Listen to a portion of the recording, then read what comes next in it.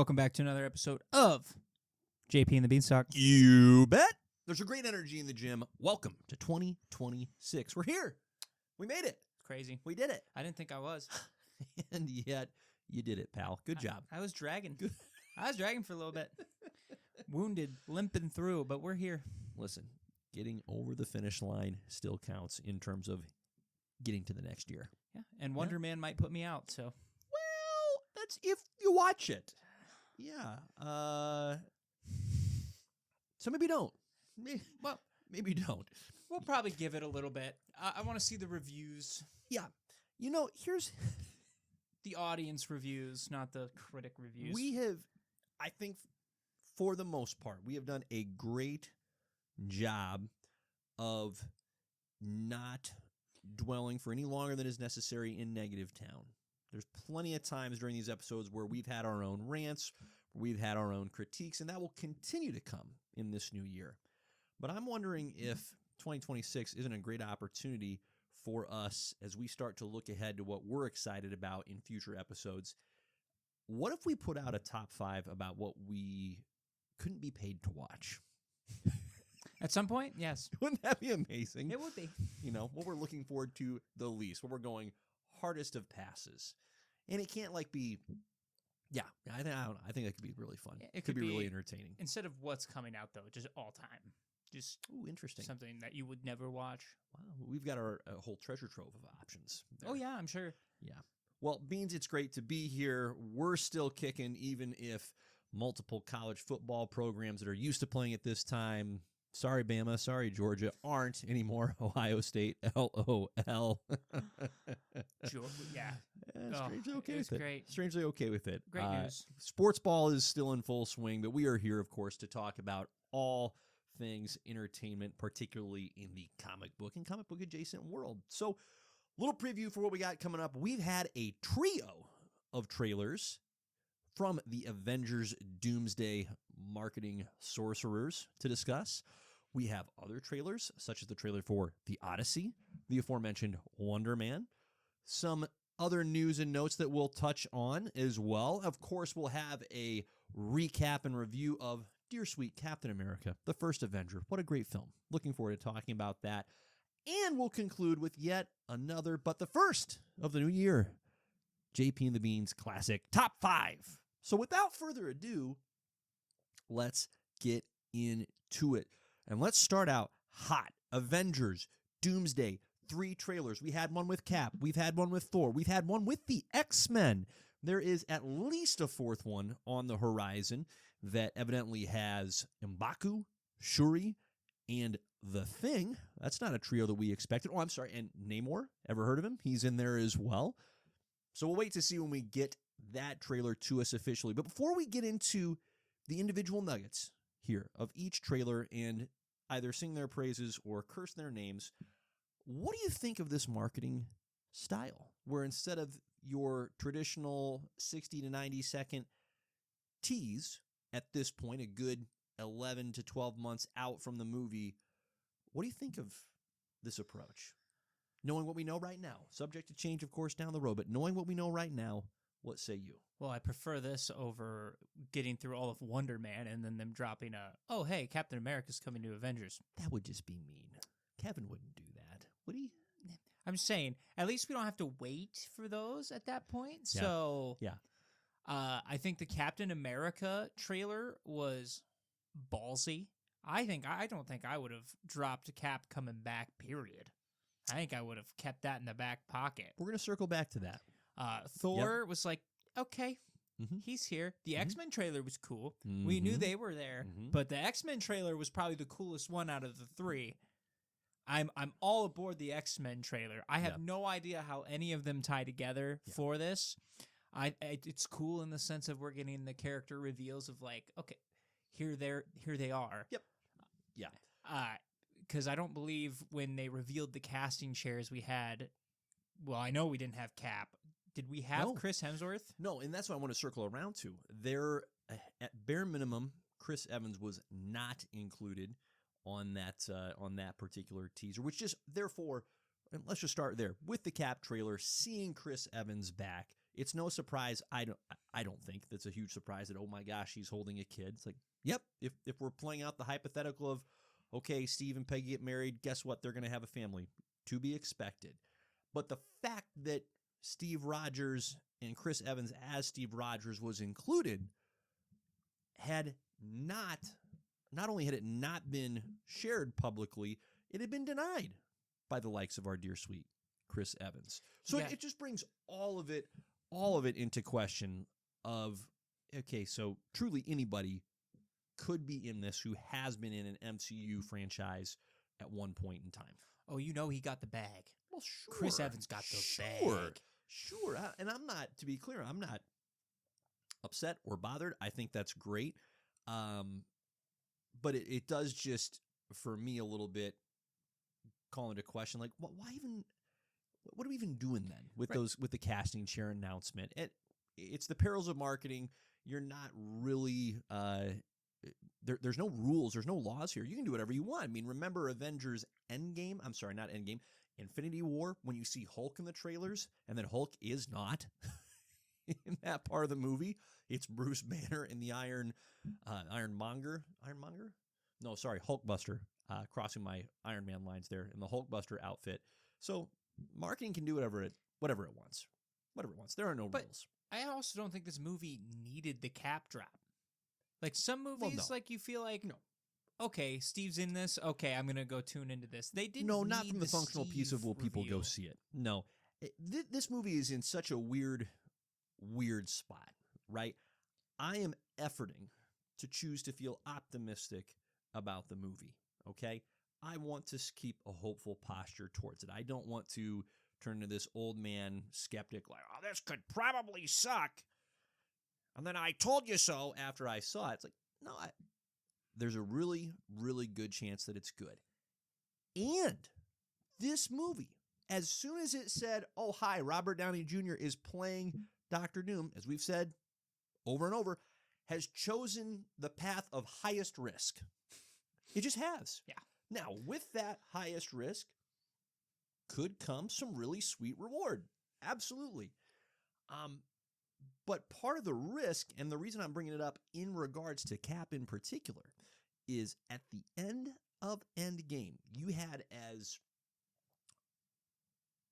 complete of a story arc as you could have hoped to have had for Tony Stark, for Steve Rogers in particular. And so the fact that both these individuals are coming back into the fold, it does not invalidate the end of Endgame. That can always live as its own. And you're risking it messing with some really, really solid storytelling by putting this out there forever. I mean, you remember how you felt about The Last Jedi, right? The Rise of Skywalker. I mean, we're treading down some similar territory here in terms of risk. And I'm not saying, to be clear, I'm not saying it's going to end in that way. I have a high regard for the Russo brothers. They are non-idiots. And still the risk is so huge. Oh my gosh. I think that's the key right there. It's the Russo brothers. If it was anybody else, almost anybody else, I'd been way more nervous. Like, I think the only other one that I would have believed in would be James Gunn. Yep. Obviously, he's not here. So I think the Russo brothers are probably the best choice to handle as big of a roster. Mm-hmm. I mean, look at Infinity War and Endgame. And it's their own story. It's not like those examples I brought up of Star Wars. It's not J.J. Abrams who passes on to Rian Johnson, but with no notes. Right. And then Rian Johnson pieces out and J.J. Abrams comes back in again with no notes and goes, no, let's undo all of what you just did. It's just a ridiculous back and forth from a storytelling perspective. It's just a mess. So you have continuity of the storytellers. Well, it's also interesting because it's not just the MCU stuff that got closed that we're reopening. Mm-hmm. If you think about it, the Fox movies as well had a nice little ending with Deadpool and Wolverine, to the point of you didn't need to bring any of those people back and we would have been okay. No. We got a nice little nod to like, oh, hey, remember when we had Blade and Elektra and Gambit Channing Tatum at one point, and if you watch the end credits, they're giving nods to all the other X-Men movies in the franchise. Like, it was a nice little, like, oh, we're done. Yep. It's over. Yep. And now and again, don't get me wrong, I love the actors and actresses that are in the X-Men movies for the most part.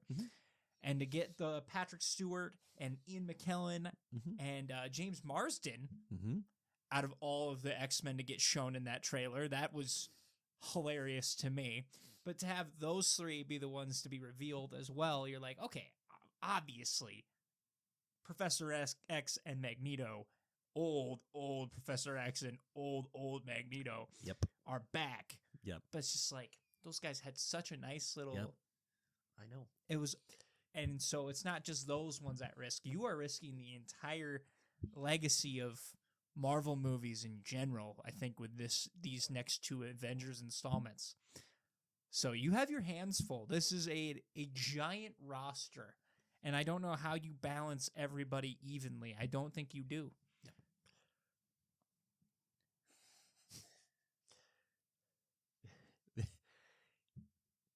There's no. Here's what I will say. There is. I don't think there's a middle ground possible outcome for this. It's either going to be outstanding, or oh no, shouldn't have done that. Well, that's the when I say risk. That's part of what I'm attempting to communicate. Is that you're going to go to one end of either extreme, and I don't think the trailers have helped either. Nope. Again, Thor was just kind of there. We weren't going to be super surprised if he was going to show up. Kind of figured he would. Yep. The X-Men we already knew were in this. Again, they show James Marsden Cyclops. By the way, that suit. So good. Holy crap. We have 90s Cyclops. What a road we've traveled in a quarter century. Because when those X-Men movies first came out, it was aggressively not classic comic book. They were still okay. No, but they but felt it was more clear alternates. Clear. No, we're not doing what they look like in the comics on purpose. They tried like the bad boy route, and it looked weird. But now, we're getting the 90s Cyclops look. Like, again, that X-Men trailer is cool, but not needed. And the Captain America one is baffling to me. That trailer as a whole is baffling that's a thing. Just because they're revealing the characters. Why would you waste one of your big reveals? Yeah, my answer to that, and I don't know if it's therefore justified or not justified. They being Marvel, are at a trust equity deficit. Thanks to the last several years. There've obviously been, and we'll get into this here when we recap 2025 in our top 5. There have been some recent hits, so some good rebound opportunities. However, the overall quantity of what has come out by no means in the last half decade came anywhere close to matching what preceded it in the decade of 2008 through 2018-19. So they are intentionally skipping over, sorry, Shang-Chi, he's not in this, right? Sorry, even Doctor Strange, right? Speaking of another name that wasn't in that casting chair teaser, sorry, Paul Rudd, Ant-Man, Scott Lang. They are going all the way back to the original well in order to drum up, and it works, drum up the nostalgia. So that's the answer to why, because they're not trying to keep him as a reveal. They don't think they have the equity to say, hey, we can keep this a secret, like they could back when Spider-Man No Way Home came out, right? When they're going, we don't have to show Toby. We don't have to show Andrew, even though it's a pretty open secret that they're in it. We don't have to show it. Since that time, that equity's been burned up. It's been lost. So that's the why. Is it right? I don't know. But I think it is the why behind it. I'm going to say this from just a purely marketing, how to generate anticipation for a movie. I love it. It's different, so I'm all for it. And after we have all seen the movie, and you can say this about almost any movie, you don't remember what the trailer was. You're not reflecting back on the marketing. So the whole purpose is drum up the enthusiasm, drum up the hype. Obviously, we're speaking at a point where 3 out of at least 4, perhaps 5 of these little teasers are going to be dropped before the Super Bowl. So we're kind of talking about a marketing story in the middle of said story. But up to this point, hey, I'm all for it. And I totally agree with you. The X-Men trailer was the strongest by far in terms of, for me at least, in terms of its impact. That was just strong. But they were also just as well off as just having the 3 actors wave at the camera and be like, hey, we're here. And then calling it a trailer and be like, the X-Men are returning. Like, if you think about it, yes, those shots are sick. Sure. The shots are sick. Yeah. Him taking off the... Yep. Awesome. Yep, taking off the optic lens and letting the blast cut loose. For you see what, the though? footsteps of the Sentinels in the background. For what, though? We literally have for the nothing. impact. We have literally no plot, nothing. Nor should we, because it's January, and we've got a good 11 months and change till this comes out. So It's just I'm like all for it. It's essentially a video game character reveal trailer is what we're getting right now. That's a fair comp. Yeah, It's like that's a fair Cyclops comp. is here. Smash Brothers. Anyways. Yeah. Whenever they release footage, and it probably won't happen until the Super Bowl, that includes Robert Downey Jr.'s Dr. Doom, that's when we're going to get more clarity as far as plot goes. Prior to then, Yeah. you're just not going to get... And again, that's okay. That's okay.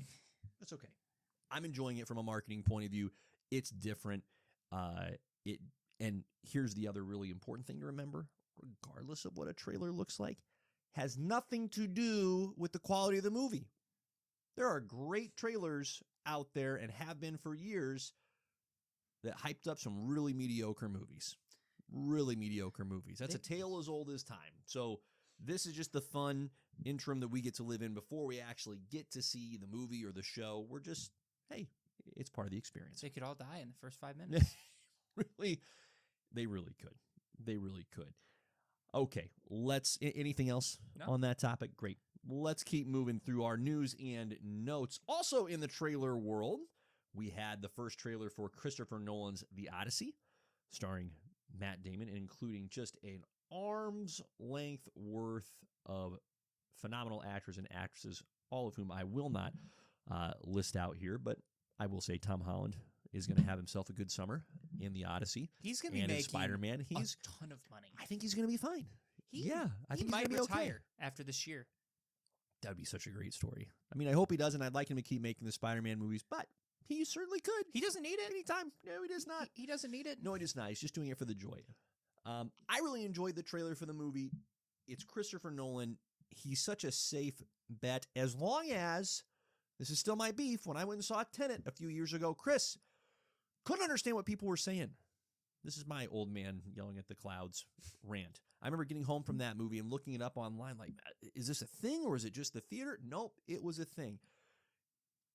Christopher Nolan, for all of his love of realism and lacking CGI and practical effects, sometimes has drifted too far. Just like our friend Kevin Feige can't let certain things go when he needs to, Christopher Nolan needs somebody kind of pushing him back towards the, it's a movie.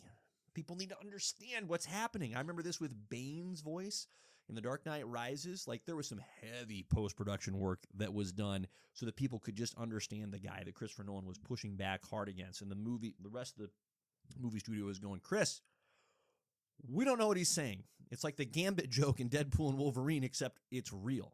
Okay, there's my rant. And it's not an accent; it's a mask. Right. And I couldn't tell you what accent he's using. Exactly. No one could.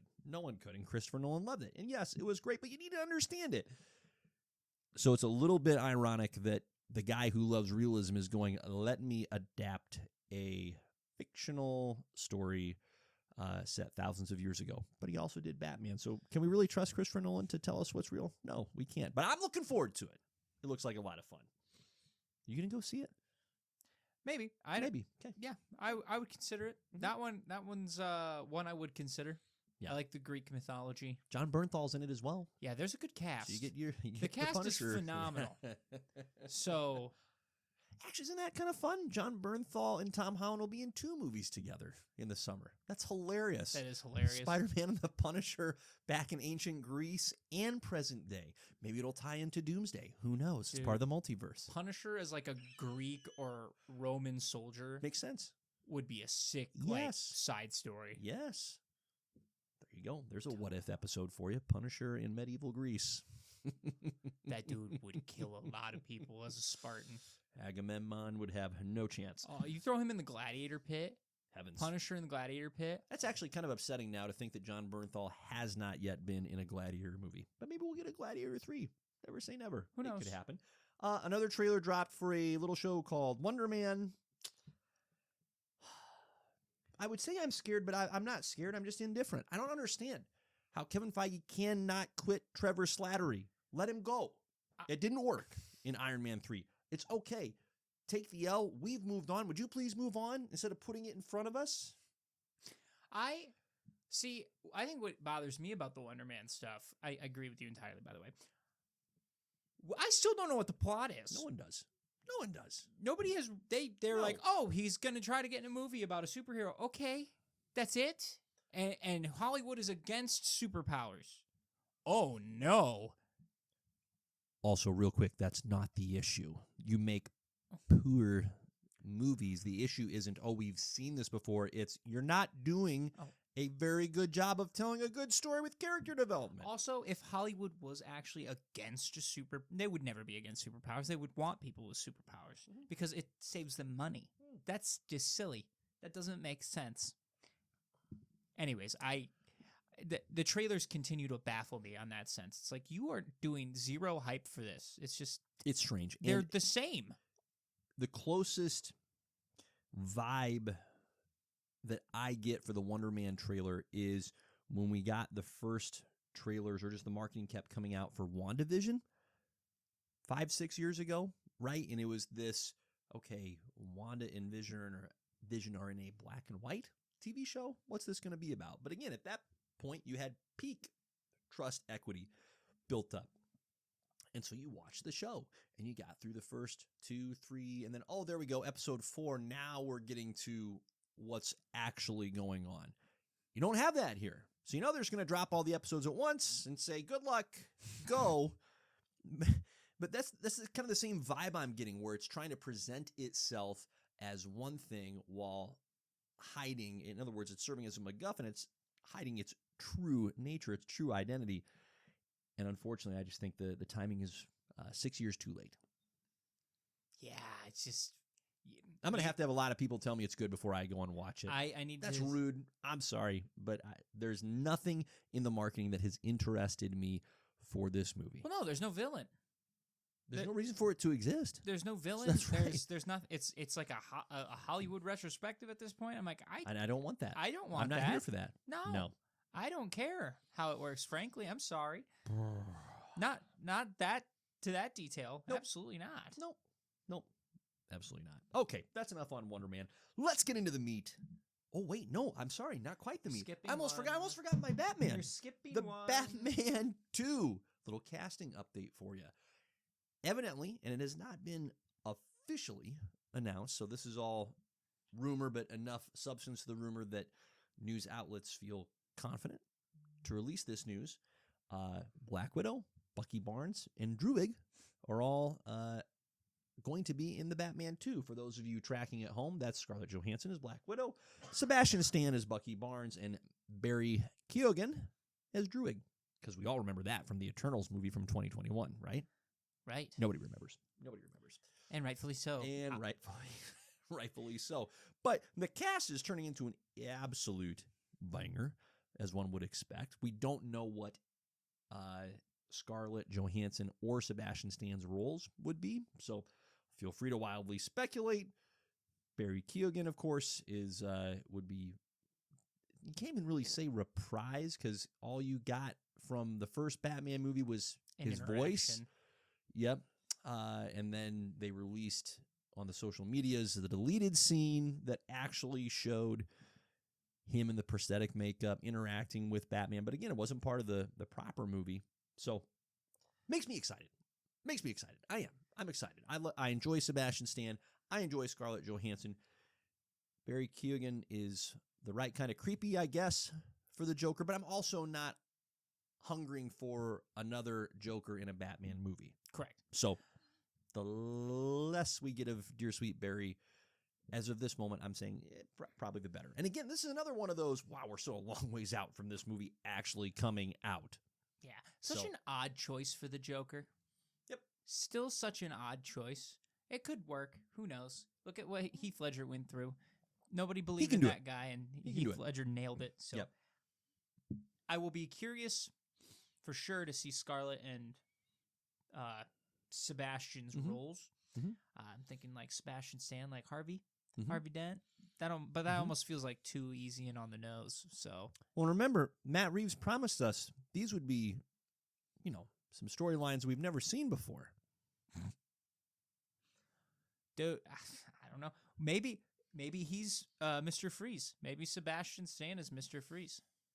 Bring back Arnold. I don't think we're at that point. Let's hope we're not at that point.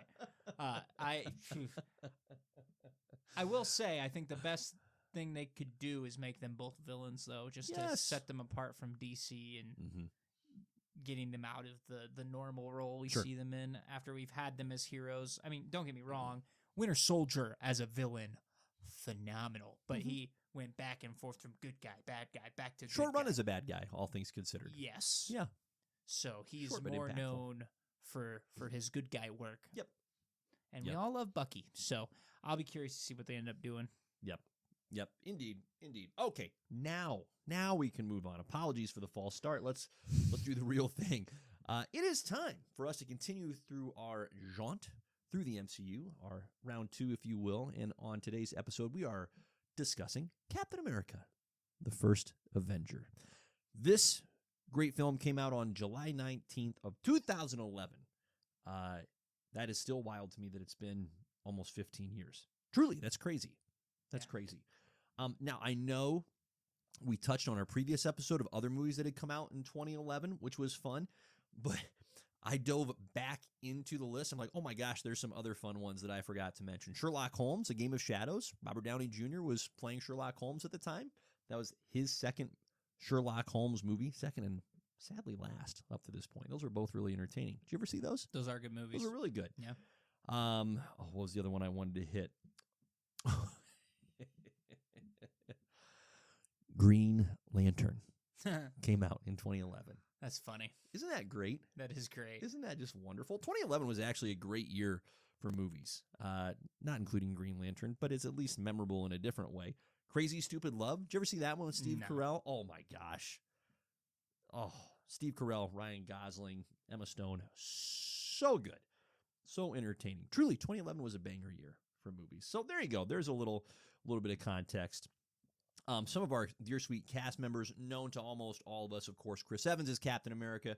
Hugo Weaving stepping in is Johann Schmidt, a.k.a. the Red Skull, Sebastian Stan, who we already mentioned. This is when we were really first introduced to our Dear Sweet Sebastian. Does a great job. Haley Atwell is Peggy Carter. Tommy Lee Jones, what a delight he is. Which I forgot he was in. Yes. But I think the even crazier pull was Stanley Tucci? Yes. As Helvig? Abraham Erskine. Yep. Helvig is Thor. You got it. I get my scientists mixed up. I wonder why.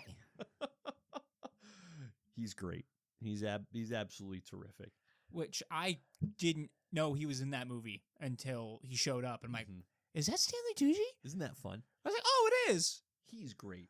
We're going to get into it, but we're going to pause here on our guy Stanley Tucci. This might be the best. Tommy Lee Jones is there too, but I think Stanley takes the trophy home here for a rare one-off appearance in an MCU movie where you just go, that was perfect.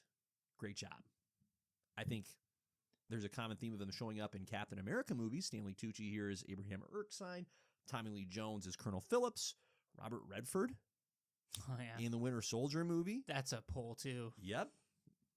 So Cap somehow drawn out the old white dudes, bringing out the best in them, and they do a great job. Good for them. So, Beans, give us your initial thoughts, my man. What'd you think of this movie? This is just the trend of MCU Phase 1. Mm-hmm. It's better than I remembered it. Right. By the way, Captain America, First Avenger, way better than I remember it. Yeah. This movie doesn't get talked about enough. This is underrated. Mm-hmm. This was a fantastic, fantastic movie. I loved every part of it. I wish we would have gotten more of the more fights in the World War aspect of it, because they really rush them chasing down the bases. Yeah. You could have built up him and Peggy's relationship up a little bit more. A lot of old school montage rather than set piece, fight scene, set piece, fight scene. And it still works because, again, when you're watching this movie, you realize, oh, this is more of a look back than it is like more reflection. A progressing story. In that sense, so you kind of just wrap your head around it a little bit more that way, and it works. But I forgot like just the weaponry from the Red Skull. And do you know how terrifying those guns are? You just are dusted. You get evaporated. You are evaporated. There is nothing left. You get Thanos snapped before that was a thing. Yeah, just in gun form. It was. Whoa. Whoa. It is gnarly. And I also forgot how quickly he separated himself from the Nazis. Yeah. Like, it's from the get-go. Yes, Red Skull is a Nazi in the comics and stuff, but in this, and he still is in this, right? Not taken away from the guy. The guy is a bad guy, all right? But he also was going to backstab the Nazis and be even worse than the Nazis, which is nuts. Nazi plus, which isn't really the designation you should be going for. No one roots for this guy. And if you are, we need to have a sit-down conversation because that's nuts. Or just keep your distance. But I also love the subtle callbacks to Thor in this movie with the World Tree and how the cube was connected to Thor as well. That was a nice little nod without forcing it down the throats. And, obviously the wasn't cube, beating us over the head with it. It was just present. And the cube obviously becomes an Infinity Stone, but we don't know it at this time. I don't think they really planned that out until after Avengers, maybe. Even then, I don't know. It was after James Gunn came up with the idea in Guardians of the Galaxy. Yeah, so they still truly they didn't have So, anyways, but to your point, it was presented and utilized well without it being a distraction. Yes, this is when the continuity sharing worked really well because you even had totally agree. Howard Stark, I think, is another key example here of connecting us to Iron Man. So we're already connected to Iron Man. We're already connected to Thor. I do like the parallels between Cap and Iron Man in their first respective movies because you do have Cap having his scientist mentor help him out, guide him, and then die. And that kind of also happens with Tony, too. Like, those two are very key essentials to their origins in different ways. Yeah, very good observation. Tony definitely didn't need the other guy as much as Cap needed Earthside. So, yeah, it's a fantastic movie. I wish they would have had Steve out there in the field a little bit longer with World War II aspect of things, but this is such a great first movie as well, where, again, I think it gets overlooked too, probably because of Winter Soldier and how phenomenal Winter Soldier is.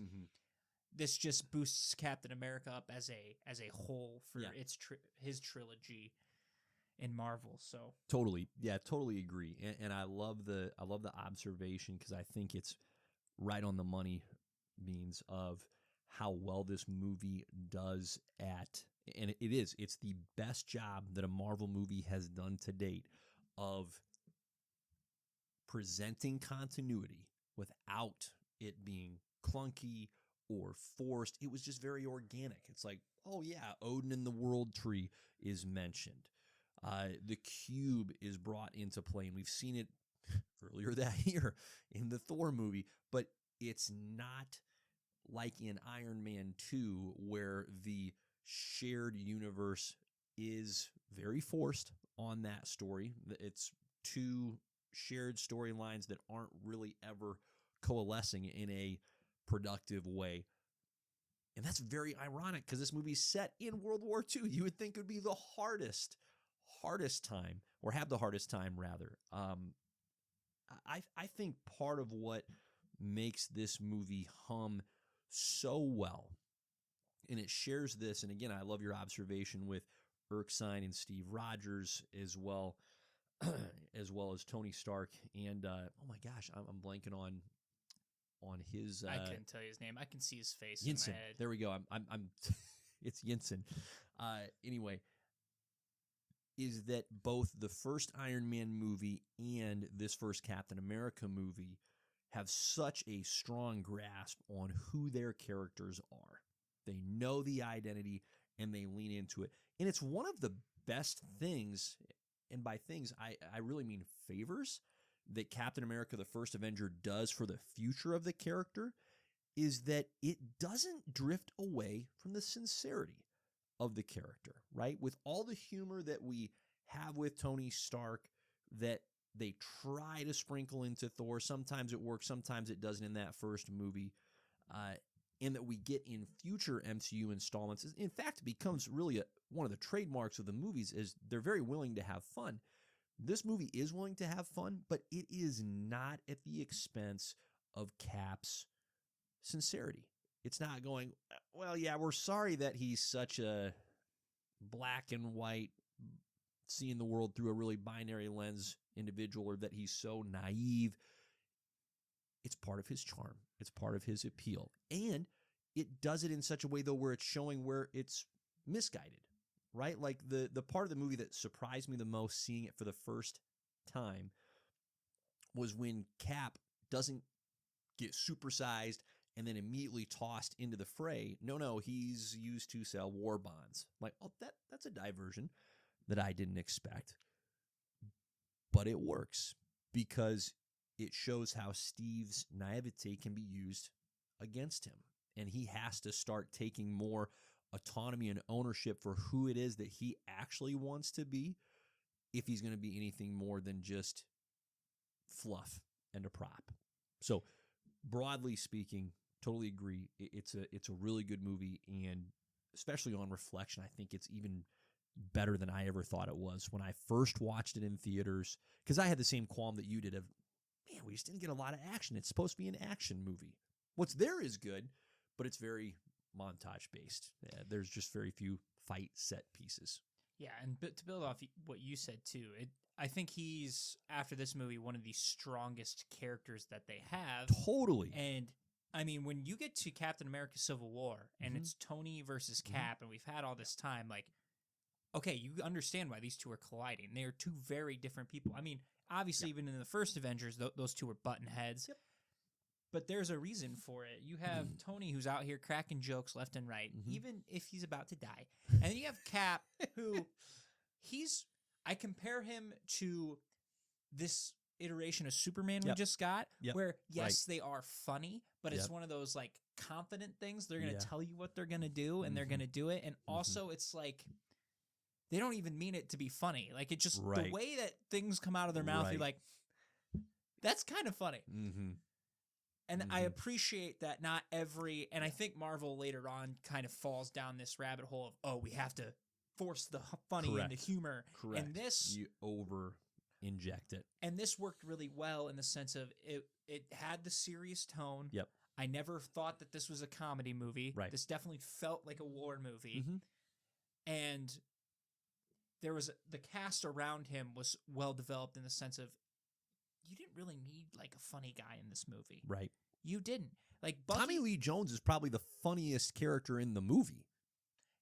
But it's not, again, it's not, to your point, it's not forced. It's just, Tommy, go be the funniest version of you that there is, but because you're a curmudgeon. Well, it's like, okay, perfect. It's between him, Bucky, and Stanley Tucci's character. Yep. Because he's got some funny lines in there too. Right, some sneakily funny lines. When him and Steve are going back and forth about the whiskey. That's hilarious. Right? Totally agree. But outside of those little moments, it is a very serious movie. And I wish, because when you go and look back at the most recent Captain America movie, they did lean into the serious, but the characters and cast with Sam was a lot rougher than what Steve had in the first iteration here. It's a great point. So, yeah. And even Peggy, when she steps on, she takes command on the screen. Like, it's fantastic. Yeah. Haley Atwell, I don't think there's a lot of actresses that could make me believe that Peggy Carter should be in that role, right? As an SAS agent in that role of influence in the 1940s. That just wasn't a thing, okay? So this isn't a political statement. This is just in the 1940s, that's not a thing. So you've got to make me believe, you got to make me suspend my disbelief a little bit here. And I think Haley Atwell, I think of like Julia Garner. Is that right? Stand by. Well, Peggy does a great, like her opening scene sets you up for that entirely, where that one guy is like catcalling her, and she punches Garner. him. I'm sorry. As soon as I said Julia Garner, I'm like, oh, I just misspoke there. I'm sorry. Jennifer Garner. There you go. Apologies. But she just punches him out, lights out, and you're like, oh, this is great. That's exactly and Tommy right. Lee Jones is okay with it. He's He's exactly right. He had that coming. Nor is Tommy Lee Jones surprised. No. Right? So that lack of surprise tells you as much as anything of Tommy's going, this is not the first time I've seen this. And you asked for it. Right? So my point is, she has a presence that is really, really effective. No, it makes you understand exactly why Steve went back in time and didn't come back. I don't blame him. I'd be the same way. I'm not coming back. Are you kidding me? I got that waiting back for me. Goodbye. I'm going home. Good choice. Good choice on Steve's part. Something else that I appreciated a lot more on this rewatch. Well, hang on. I don't want to go down there yet because I want to build off of, again, what you said with Steve and with Tony. Steve Rogers, this is the most important MCU character along with Tony Stark. Like, it's probably 1B, 1A is Tony Stark, but 1B it's really Steve Rogers, isn't it? And you could make the argument that Cap should probably be 1A. Yeah. It's not how it worked out, not Right. how it panned out. But I would say in the comics, I would say Cap's probably more important than Iron Man, but very, very close. Yeah, I'm speaking to the MCU, these movies in particular. Yep. I think that those two easily take that title of just the most important characters, where all these other characters, what orbit are they in? It's one of, if not both, Tony and Steve. Oh, those are your anchors. Yep. By far. Yep. You look back and there's not a lot of other people where, look at Marvel now. Mm-hmm. Look at where we're at. Mm-hmm. We're struggling. We have no anchors. We don't have any anchors. Yep. And the anchors that we do have, holy crap, we were scraping the bottom of the barrel. Mm-hmm. I would have loved for Thor to be an anchor. Yep. They tried to build him up to be the third piece. Yep. But his movies Yep. did not hit the mark of being an anchor. I'm sorry, they didn't. Again, it's that you understand the movie makers, in this case, Joe Johnston, prior to the Russo brothers taking over for Winter Soldier, Joe has a really good understanding of who the character of Steve Rogers is and should be. And I think it's also, because it's remarkable that for the lack of action, which is kind of a weird thing to say, because there's action. I think what I'm hearing you say, and I agree with it, is there's another movie out there where we see Steve and Bucky and the Howling Commandos just in World War II, right? Like, it's just them on their various missions. That would be a fun look back movie to dive into, but it still works even though we don't. I remember not coming away from this movie impressed with Captain America's overall physical presence. I felt like, boy, he just kind of got lucky, didn't he, to live? And even rewatching, it's like there's still part of that there where it's like, okay, I understand why I should be impressed, but I just don't think it's a particular strength of this movie where it sets Cap up to be a force. Future movies develop him in that way. I think the strength of this movie is more in his character, how much he totally the heart, how much he's trying to protect his friends, he just says he doesn't like bullies, right? I don't like bullies and I can do this all day. Those core tenets come along with Steve Rogers for the rest of his MCU ride. Yeah, it would have been really dope. Like looking back, is if they could have done like a series, just a limited series of them going on missions, taking out Hydra bases. Wouldn't it be fun? Oh, it'd be so much fun. I take my money. Yeah. Take my money. Him and Bucky going Give me back. a 5-episode miniseries of that. That'd be a blast. Seriously, though. Yeah. Because that would have given you because we needed him being an absolute monster. We got little glimpses and bits and pieces, but even the final fight between him and Red Skull felt kind of like we needed one or two more fights between those two. Correct. Because Red Skull is also a super unit. soldier. Right. Right. You don't remember that when you go back and watch that movie. You're like, oh, he was the first before Cap? Yeah. That's gnarly. Yeah. Some of the misses of this movie, that's certainly one of them. They needed to show Red Skull hand to hand smashing fools. They show him obliterating people with the cube powered laser guns, but you need to see Still him gnarly too. Right. It's good. And he's got the big car, and he's got some other gadgetry that's, okay, next level impressive. But you need to see him just fist to face, and, the head is no longer attached to the shoulders. Yeah, you need to see him cut loose more. He is arguably one of the most evil villains in all of comics, and you chose not to let him be.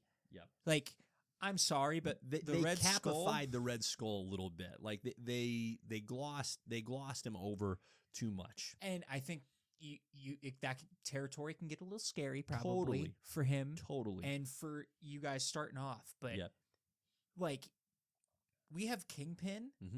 He should have been on that level of Daredevil Kingpin. Times 12. He just should have been. Because we got glimpses of him using slave labor and testing. Like, that's one thing we didn't, you don't talk about that either, is Bucky was getting tested on in the lab. And they don't talk about it at all. It doesn't get brought up. It gets nothing. Why'd he pick Bucky? We have no idea, but Bucky is on a stretcher. Like, talking to himself because he's been tortured. Nothing. How does he get the super soldier boost? It starts right there. Truly, it starts right there. So it's, for as well as the tone of the movie works for the character of Steve Rogers and for many of the other characters in the movie, they didn't find a alternate beat to go down with Red Skull. It was, hey, we're fitting you into this same paradigm. Okay, it's just where it's a spot where the movie, in that sense, falls short. And you could, I think, more easily, or I could more easily forgive the movie for that if this wasn't all that we ever got of Red Skull. Because it does not count that he's on Vormir. That's neutered Red Skull. Yeah. That's in space prison Red Skull. You never get a follow-up of, if similar to what we saw with Steve Rogers, this is the first taste. And then he continues to build and build in future movies. This is a problem in the early MCU. They don't know what to do with their villains. And so they tend to just, goodbye, you're done. And he didn't want to come back anyways. Probably not. But what an easy role to recast, right? Yeah. Like it's his face. Bless Hugo Weaving, but there's other people that can pull off a Red Skull. He was phenomenal. And Hugo's great. He is. He's great. But there's other non-native German-speaking people that can pull off a German accent, just like Hugo did here. Yeah, it's...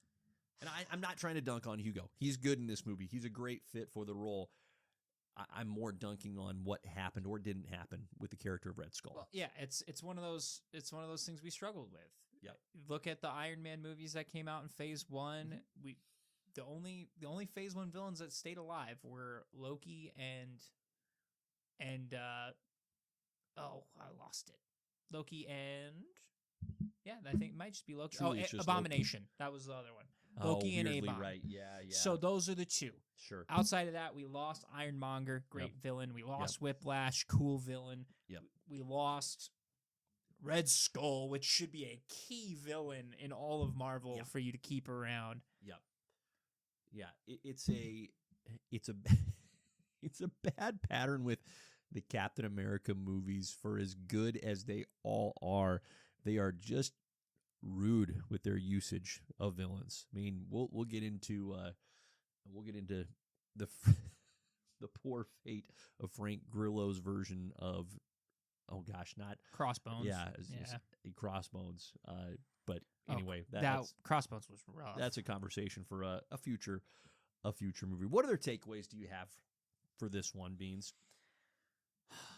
Not too much. Like, I think we covered most of what I had with it. I'm amazed. One thing I wanted to call out in a positive sense, how on earth did they make Tiny Steve so believable?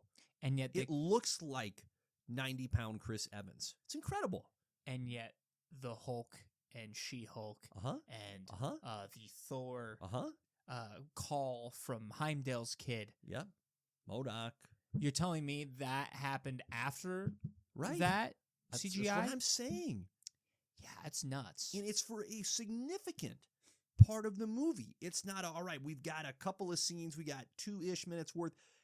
It's a core big chunk of the movie, and it works. It looks tremendous. Truly tremendous. Well, it helps you get behind Steve even more. It has to work. It has to. Well, when you see that medical record, I don't know if you ever paused on that. That was rough. It's about as big as he is. Oh. Which he's a small person, but that's a big record for a small dude. Well, for anybody. But like he had like every disease. Every of them. Like it was all of them. It was rough. And you're like, ugh. Yep. You give him a bingo card of potential medical maladies, he's going to win the bingo game before anybody else multiple times. But I think, when he is that size, it does do a good job of showing, yes, he's always had the heart. Mm-hmm. On top of that, he's had the intelligence, too, to back it up. Because I think of when he takes the flag off the flagpole and he doesn't want to run anymore. Clever. Clever. Nobody's like... It's a very Tony Stark move with Steve Rogers, isn't it? It really is. Right? But wouldn't that have been great in the Avengers movie when Steve drops the line of, you would never lay down on the wire, if Tony had known about that moment in Steve's life and said, well, what about pulling the pin on the flagpole, buddy? Oh, yeah. That'd have been great. Oh, my dad told me about that. You cheater. Right. Steve goes like, darn it. He got me. He got me good. But no, I really wanted to call that out because you just, and this is what good CGI does, you get lost in it. You're not looking at it going, oh, CGI, isn't that cool? It's just, no, that's just Steve Rogers. It's Chris Evans as Steve Rogers. It's so good. Yeah, so good. They did good. The only other thing I could think of is just maybe the ending a little bit, because it just feels like, oh, so you're just gonna fly it into the Antarctic.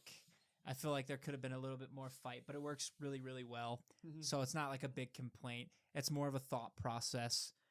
I do also love how he picked up right away at the end of the movie that he was not where he thought he was supposed to be. Yeah. Like he knew it was not the right time because he was at that game, comes in. Yep.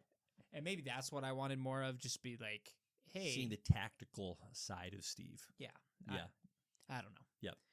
But no, that would be I'm nitpicking at that point. I thought it was a great movie, great way to put Steve on ice and have him come back. And one is for as much as that emotional hit works in the moment in 2011, the first time you're seeing it, and you've had the great development of Steve's character and of Peggy's character and of their friendship that has grown into a relationship.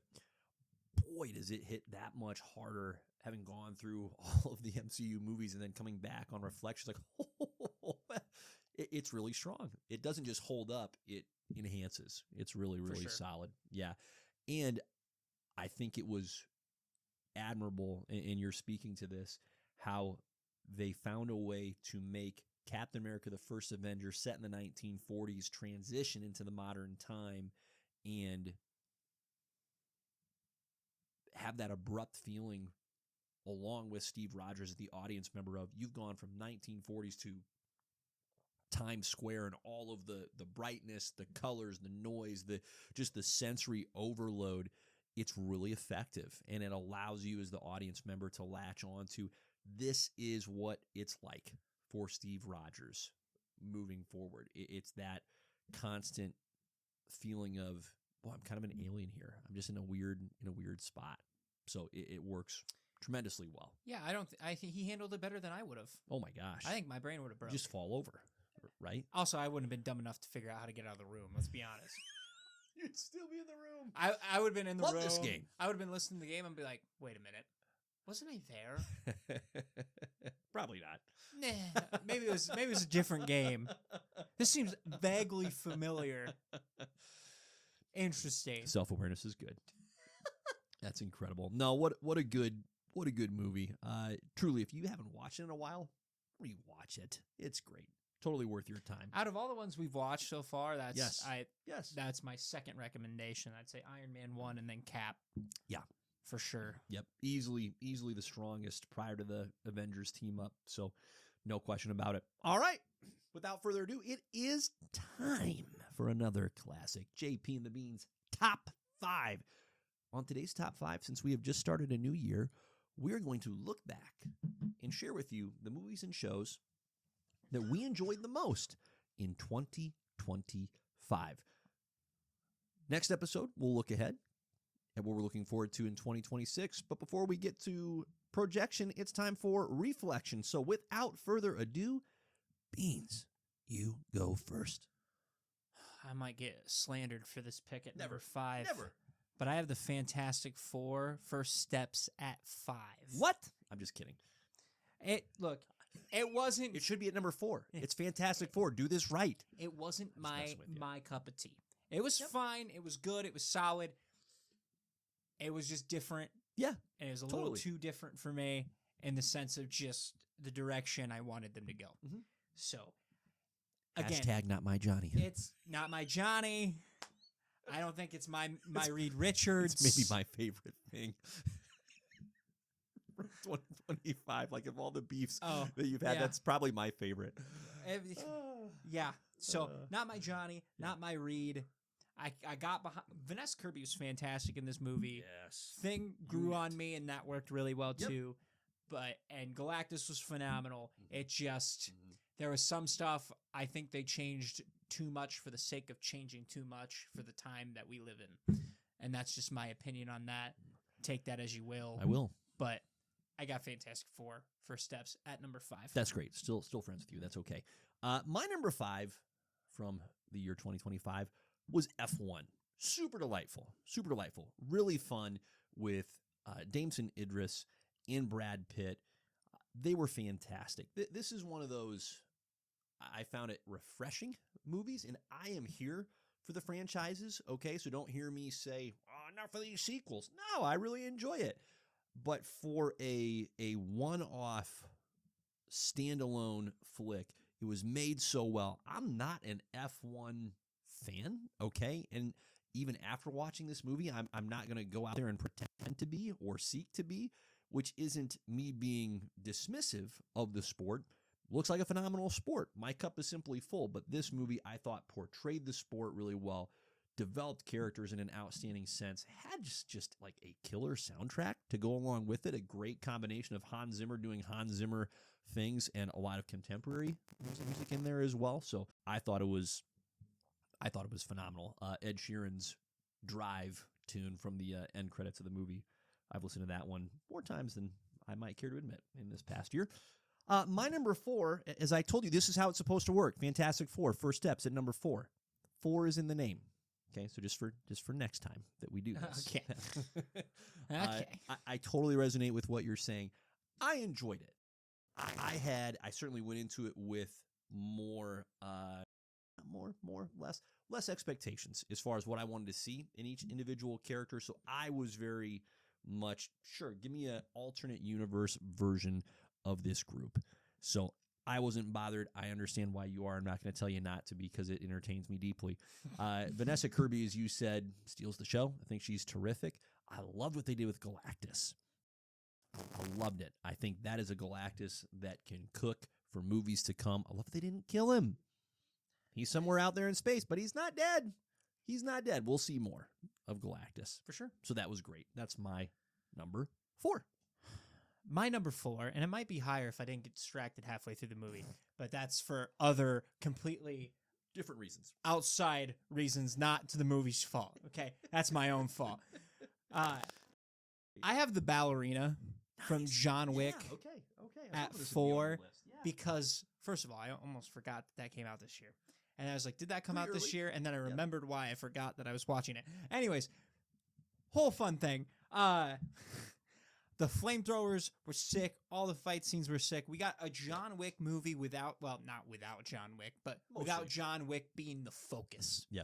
And they managed to capture it well. Ana de Armas was a badass. Another unit in this movie. She's great. She's fantastic. Yep. I would love to watch it again, and I will eventually at some point in time. Good for you. I did. I loved the whole premise, the story. It was fantastic. So I have Ballerina at 4. It's great. Good number 4. You're number 3, sir. At number 3, and we're going to probably either be very similar moving forward or right on the button. Yep. I have number 3, Thunderbolts. Thunderbolts was fantastic. We finally got a serious toned movie from Marvel that we haven't had in a while that worked. We got a serious one that worked. They've managed to find a way to balance the seriousness with the humor. Yeah. Like we're talking about with Captain America First Avenger. This was perfect. Totally. And if you take the humor out of it, this movie is depressing. This is a very depressing. You are going to be bummed out. If they take the jokes out of this. Like 30 minutes in, you're like, why am I watching this? This is morbid. Like, nobody has anything going for them in the right direction until the end of the movie. And they kind of got conned at the end of that movie as well. So yeah, there's a lot to not feel good about. No, I can't wait to see the Sentry again. I think he's a fantastic character that we got introduced and good point. Helps really good point. Boost Marvel in the sense of, we have another powerhouse that's crazy. That's not Captain Marvel. Yep. Thank you. Yep. We needed more big guns, especially with the Hulk being whatever he is. So I appreciated that. And the Void was a very scary. He might be the top villain from 2025 in the sense of just pure scary. Oh my God. Yeah. That dude is a force. Yep. And we still don't know the full extent of what he can do. Right. I've got Thunderbolts at 3. It's a great number 3. My number 3 is Daredevil Born Again Season 1. I think this show is going to improve as we go on. I think there was an element here where it had to kind of unlatch itself in some regards from what had come prior. And that's not to say that what had come prior wasn't good, but we had very little of Karen, very little of Foggy. And so for me, it took a little bit of time to get its feet under it. Once it did, though, it was great. It was great. That's why it's there at number 3. I enjoyed it so much. I'm delighted that Charlie Cox and Vincent D'Onofrio are back in the saddle doing their thing as Matt Murdock and as Kingpin. It's glorious. It's glorious. So give me more Wilson Fisk. Give me more Daredevil. I really enjoyed Born Again Season 1. And, of course, was that John Bernthal's music coming in as the Punisher? Yep. That's awesome. So it was so good. So good to have this back. It's sitting there right there for me at number 3. My number 2 is Thunderbolts. It's just a touch higher for me. I thought it was fantastic for all the reasons that you stated. I love what you said about how the tone was the right balance, because it could have been depressing, or, as we've seen in other Marvel movies, it could have been goofy. And then we're just like, why are we here? The character development in this movie, for me, carries the day. It was as good as we've seen Marvel develop a cast, an entire cast of characters from start to finish in a long time. The action was tremendous. The scene where Bucky rolls in on the bike, come on, that's great. You get Bucky's music. You get even the characters in the movie playing at Bucky like, oh, Winter Soldier, so cool. It's great. And it's also, in its own way, I used this word with Captain America First Avenger, it's so sincere. The scene with Red Guardian and Elena when it seems as though all hope is lost is just, that's great stuff. That is phenomenal. We're hitting on some core human kind of stuff here. And that, I think, I cherish with a particular affection. So for me, Thunderbolts is just up there as my number 2. My number 2 is Superman. Nice. Superman is my number 2. Number 2. Again, this movie, I had high expectations just because it needed to be good, but it blew my high expectations out of the water because like I've said before multiple times on the podcast this year, I am not a Superman guy. Right. I came out of this being like, I want more Superman, and the fact that you got that out of me, you win. Congrats. Because you did such a great job of bringing a very comic accurate Superman to the screen that we get to spend time with for hopefully a decade. Yep. And again, no shot to Henry Cavill. I thought he was a fantastic Superman. Yeah. Didn't fit. Too dark. Getting back to the basics here. Yep. And it feels like a genuinely good reboot. So I'm very excited to see what's next. They did a fantastic job of building the world for DC. Yep. We're just, I can't say enough good things about this movie. So that's my number 2. It's great. Your number 1. My number 1 is Daredevil. Yeah. Like, it's a great choice. By far. The fights, the violence. Action was tremendous. I remember one of the biggest things we were scared of was, are they going to keep it as violent as the Netflix movie or the Netflix show? Yep. They did. And I could not be any more thankful for it because that is why it stands out so well back in the Netflix era is because of that violence. And I'm not, don't hear me being like, oh, crushed skulls, because that did happen. That's not what I'm saying, because I remember watching it and be like, ugh, watching Punisher and watch him gouge that guy's eyes out. And you're like, okay, too much. Dial it back a little. Right. I don't want to see all of it. Right. But it was just enough to get, it's back. The tone. Right. It's the identity. And the whole premise of the first season was Daredevil getting back to being Daredevil. Kingpin getting back to being Kingpin. Guess what? Punisher never left. Fantastic. He never changed. Great. He hasn't stopped. Frank is still Frank. I think the only downside is how much they built Muse up, and it just didn't land. That's my only knock to this. But they did such a great job for setting up for season 2 that I just cannot wait for Jessica Jones to be back. Right. We're getting a bunch of other people back probably. So I can't wait to see what they do with season 2, because guess what? It's going to just be an all-out war. I don't think we're going to get a lot of quiet time.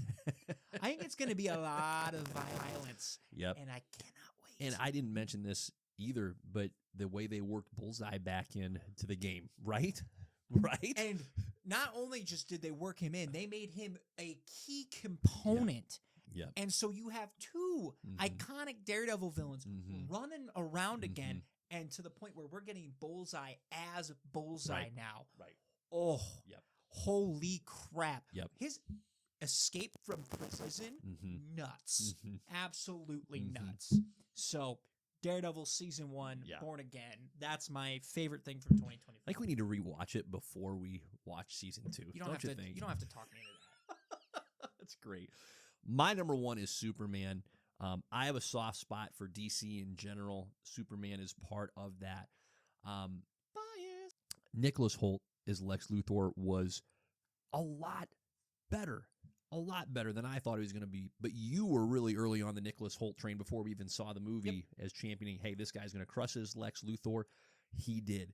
The world, I don't know if I want to call it building, but just the foundation that was laid with characters like Mr. Terrific, like Guy Gardner, Green Lantern, like a little bit of Hawk Girl in there, and even the flippin' like Daily Planet crew was a blast. Rachel Brosnahan as Lois Lane was tremendous.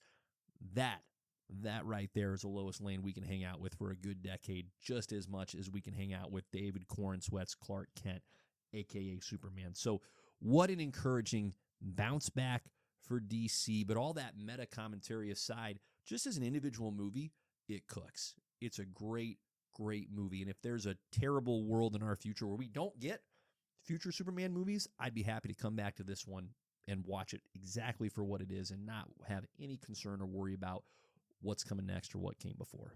It's terrific. It's crazy because there was some concerns with that movie. Yes. And there shouldn't have been. Turns out. So turns out. I'm glad it worked out. I'm glad it worked out well. And yeah, give James credit because we came away with not just a great Superman. We have a great Mr. Terrific moving forward. We have a great Guy Gardner coming forward.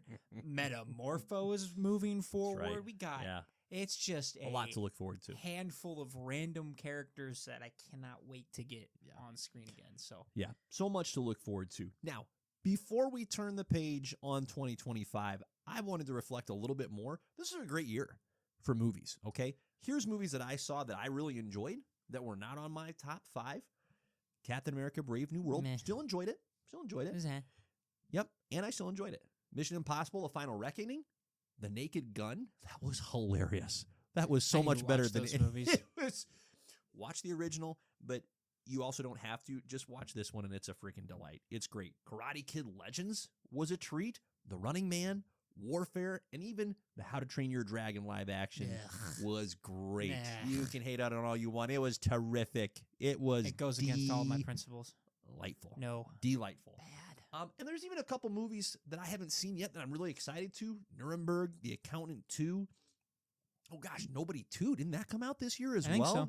Oh, what am I doing with my life? I need to get on those. So, an encouraging year for 2025.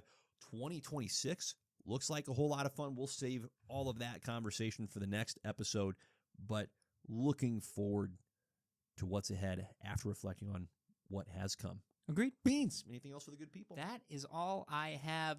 Take us home. We're in 2026. I'm looking forward to the new year. It's great. So, It's great. on that note, Godspeed. Peace.